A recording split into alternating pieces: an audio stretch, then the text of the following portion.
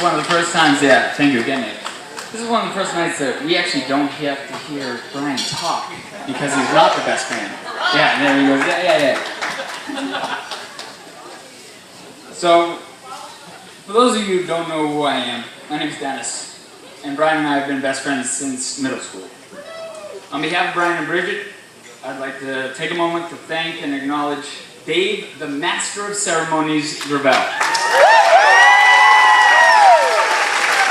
Amazing job. While I've not been as married as long as Nate and Ashley have, I have come to appreciate this one undeniable fact. And Brian, pay attention.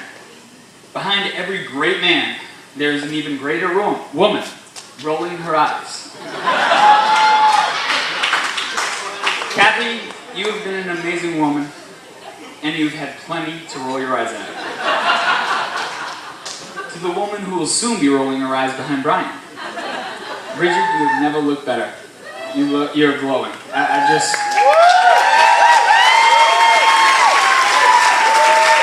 You actually make Brian look good. And he's never looked better sitting by your side. Alright, enough of the political correctness. Now let's get to the good stuff.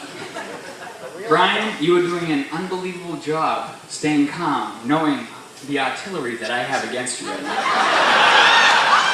It baffles me, and I'm proud of you.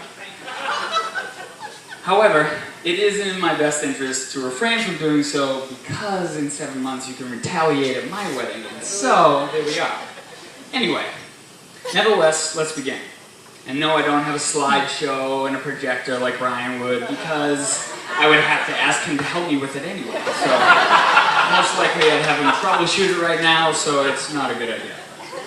Believe it or not, there was a time though that I wasn't so helpless. For example, in 7th grade, Brian asked me to teach him how to skate.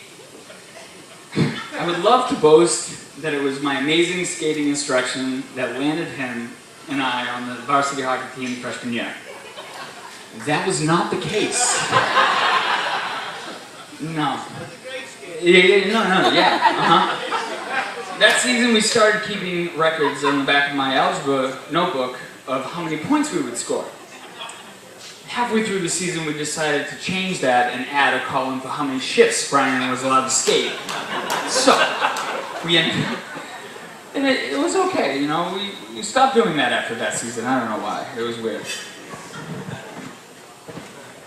But senior year, Brian actually learned to skate, sort of, and we were both elected hockey captains.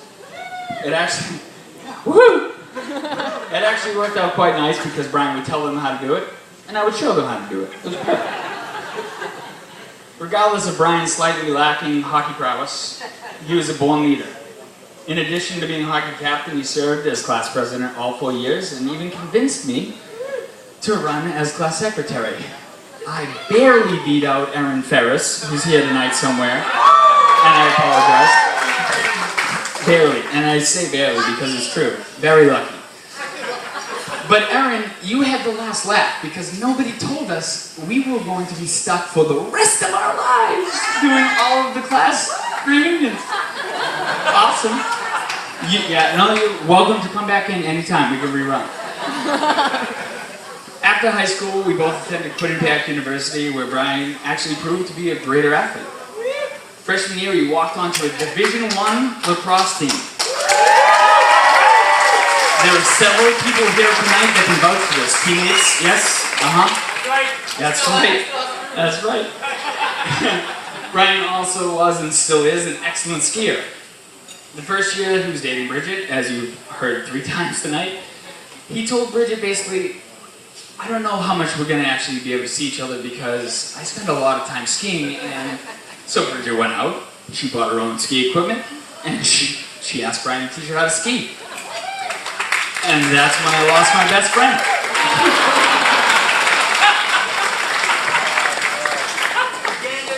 That was the beginning of the end. Yeah, I gained another friend. I don't know. Yeah. But when I was diagnosed with leukemia last fall, Brian was the first call that I made. While standing outside of the emergency room at Mass General, I didn't call my mother. I didn't call my father. I didn't call my sister. whom are all here tonight, by the way. I didn't call my amazing fiance, who is my now wife, who's also here tonight. Behind you. Rolling her Who's eyes. right there. Rolling her eyes. Exactly, see? I called Brian because I knew he would do a few things for me. He would show up. He would make sure that I was calm and taken care of, and he would take care of my family. I will never be able to repay you, but I proudly stand here tonight to make sure that you know that I will always be here for you and your wife, Bridget.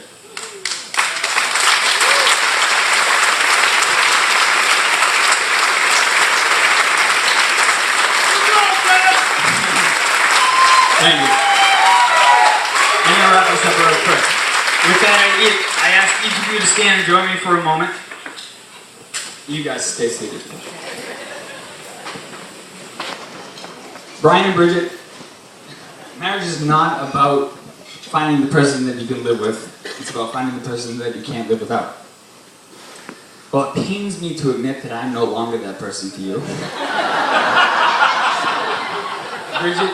Bridget, I could not be happier passing the toast to anybody.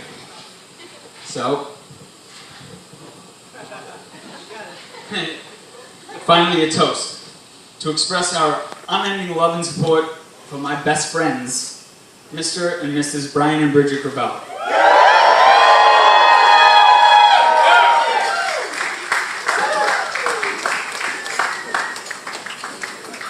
One more time for Dennis, everybody. Go ahead.